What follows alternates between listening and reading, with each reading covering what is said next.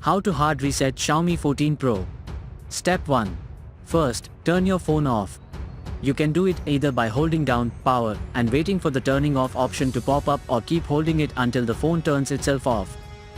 Step 2. Hold down both volume up and power until the menu shows up. Step 3. Now look for the option Wipe Data Factory Reset.